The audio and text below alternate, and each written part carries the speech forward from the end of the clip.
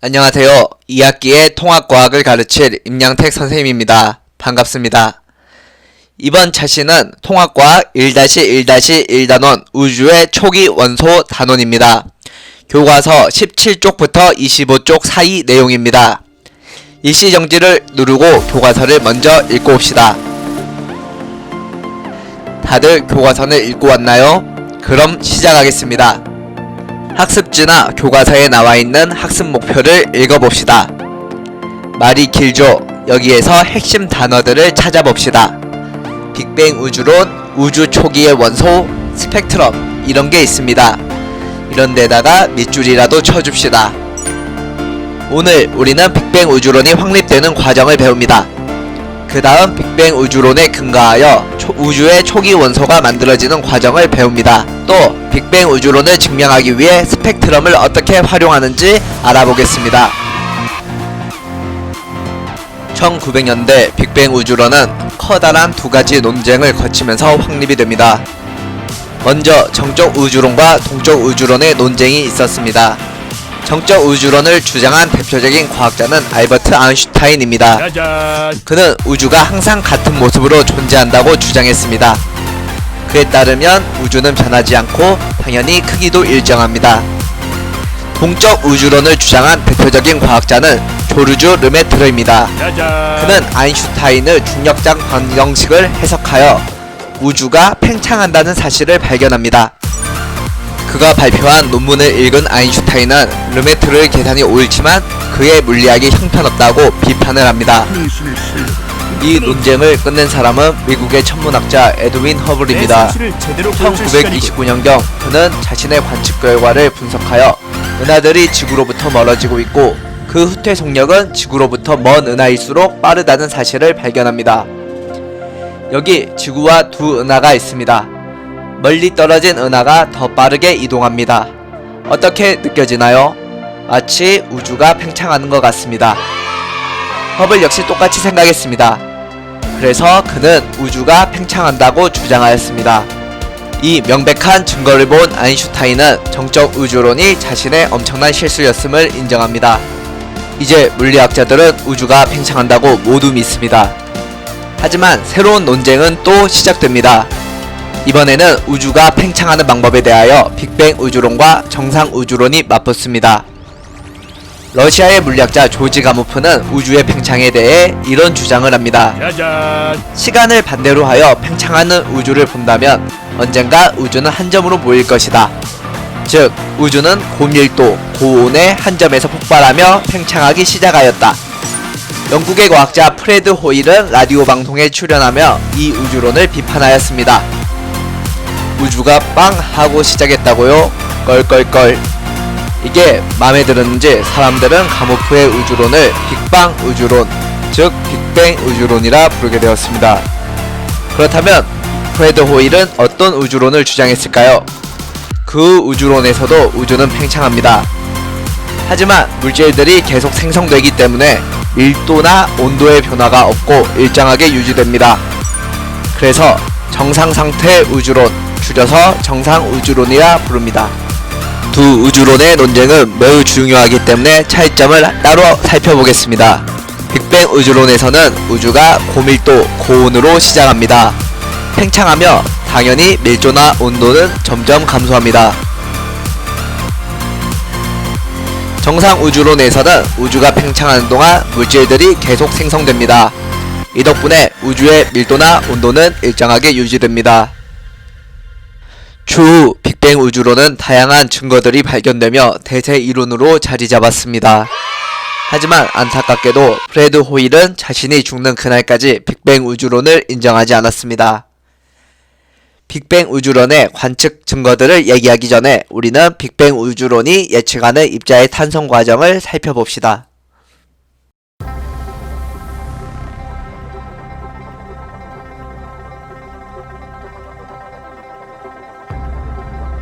빅뱅 우주론은 입자가 만들어지는 과정을 이렇게 예측합니다.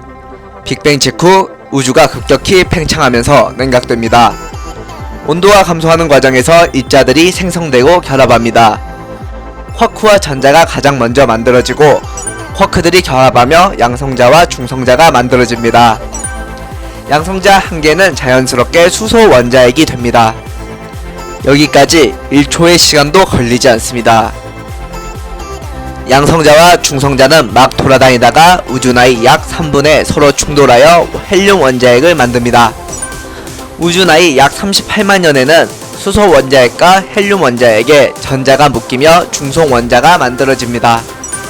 이후로 수소 원자와 헬륨 원자는 중력의 영향으로 모이며 은하와 별을 만들고요. 여러분들이 1학기에 배웠듯이 탄소나 탄소 같은 원자는 별의 핵융합으로 만들어집니다. 이제 어떤 것들이 빅뱅 우주론을 증명하는지 살펴봅시다. 첫 번째, 원소들의 질량비가 있습니다. 우주 나이가 1초가 되기 전까지는 양성자와 중성자의 비율이 같았습니다. 하지만 우주의 온도가 내려가며 중성자 중 일부가 양성자로 변했습니다. 그래서 현재 양성자와 중성자의 비율은 7대 1입니다.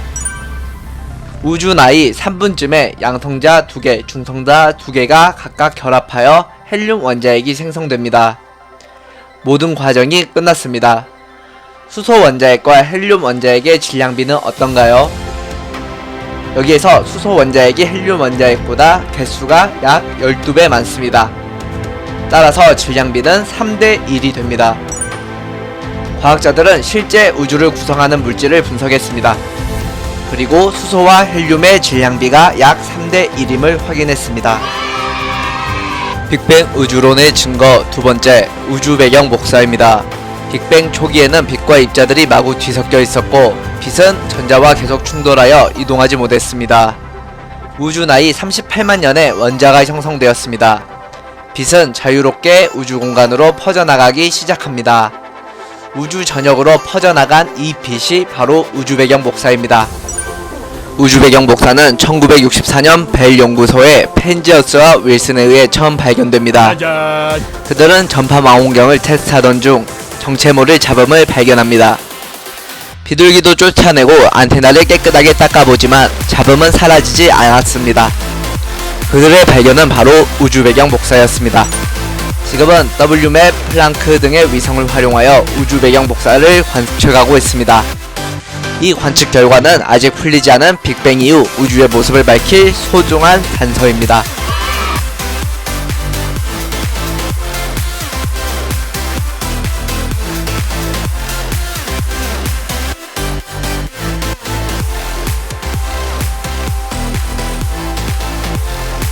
우리가 육안으로 관측할 수 있는 빛을 가시광선이라고 부릅니다. 가시광선은 파장에 따라 색깔이 다릅니다. 파장이 길어지면 빨간색으로 나타나고요. 파장이 짧아지면 보라색으로 나타납니다. 또 빛은 파장에 따라 굴절하는 정도가 다릅니다. 파장이 길면 더 적게 굴절하고요. 파장이 짧으면 더 많이 굴절합니다. 그래서 햇빛이나 전구의 빛이 프리즘을 통과할 때 무지개 색의 띠를 관찰할 수 있습니다. 이걸 스펙트럼이라고 부릅니다. 스펙트럼은 세 가지로 나눌 수 있습니다. 먼저 전구의 빛처럼 밀도가 높은 광원에서 방출된 빛을 프리즘에 통과시킵니다. 여기에서 광원은 빛이 방출되는 물체를 뜻하고요. 슬릿은 스펙트럼을 뚜렷하게 볼 수 있도록 도와줍니다. 이때 무지개처럼 넓은 파장에 걸쳐 연속적으로 퍼진 모습으로 나타납니다. 이를 연속 스펙트럼이라 부릅니다. 광원과 관측자 사이에 저온의 기체 구름을 추가해봅시다. 태양과 같은 일반적인 별에서 출발하는 빛은 이러한 방법으로 관측자에게 전달됩니다. 특정한 파장의 빛들은 기체에 흡수되어 관측자에게 오지 못합니다. 그래서 프리즘을 통과한 스펙트럼에는 중간중간 검은 선이 나타납니다. 이를 흡수 스펙트럼이라 부릅니다. 이번에는 뜨거워진 기체가 광원입니다. 실제로 방정관이라는 실험장치에서는 수소와 헬륨, 네온 등의 기체에 높은 저압을 가하여 각각 다른 형태의 빛을 방출합니다. 프리즘을 통과한 스펙트럼은 전체적으로 검고요. 중간중간 특정 파장에 해당하는 밝은 선이 보입니다. 이를 선 스펙트럼 또는 방출 스펙트럼이라 부릅니다. 여기에서 흥미로운 사실이 하나 있습니다. 이 그림을 보시죠. 원소의 종류에 따라 스펙트럼에 나타나는 선의 위치, 개수가 다릅니다. 그렇다면 스펙트럼을 분석하여 원소의 종류를 알 수 있겠죠? 원자 내부에서 전자는 부연속적인 위치, 부연속적인 에너지만을 가질 수 있습니다. 이때 원자 내부의 전자의 부연속적인 에너지를 에너지 준위라고 부릅니다. 높은 에너지 준위에 있는 전자가 낮은 에너지 준위로 이동할 때 특정한 파장, 즉 특정한 색의 빛을 방출합니다. 이 특정한 색의 빛들이 모여 방출 스펙트럼을 이룹니다.